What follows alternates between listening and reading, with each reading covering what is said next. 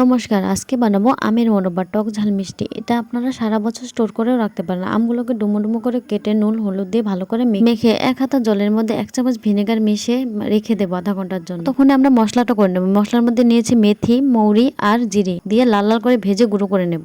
আধ ঘন্টা পর ঢাকনা খুলে দেখবো যে আমের মধ্যে থেকে অনেকটা জল বেরোচ্ছে। আমটাকে আর জলের থেকে আলাদা করে দেব। তারপর একটা কড়াইয়ের মধ্যে সামান্য তেল নিয়ে সেখানে শুকনো লঙ্কা, পাঁচফোড়ন, তেজপাতা ভালো করে লাল লাল করে ফোড়ন দিয়ে নেব। তারপর আমটাকে দিয়ে দেব। আমটাকে দিয়ে ভালো করে লাল লাল করে ভেজে থাকতে হবে, নাড়াচাড়া করতে হবে, না হলে লেগে ধরে পুড়ে ধরতে পারে। তারপর উপর থেকে 2-1টা কাঁচা লঙ্কা ছেড়ে দিয়ে আবারও লাল লাল করে ভেজে নেব। যখন দেখবো যে ভাজা ভাজা হয়ে আসছে তখন পরিমাণ মতো গুড় অ্যাড করে আবারও নাড়াচাড়া করবো। ততক্ষণ নাড়াচাড়া করবো যতক্ষণ গুড়টা গলে। তারপর সেখানে অ্যাড করব আমের থেকে যেগুলো জল উঠেছে সেই জলটা অ্যাড করে ভালো করে নাড়াচাড়া করতে থাকবো, নাহলে নিচে লেগে ধরতে পারবে। তারপর দেখবো যে সেদ্ধ হয়ে এসেছে নাকি। যখন দেখবো যে সেদ্ধ হয়ে যাচ্ছে তখন উপর থেকে মশলাটা দিয়ে নামিয়ে নিলে রেডি আমের মোরব্বা। Thank you, thanks for watching. Subscribe please, ভালো লাগলে একটা সাবস্ক্রাইব করে দিও।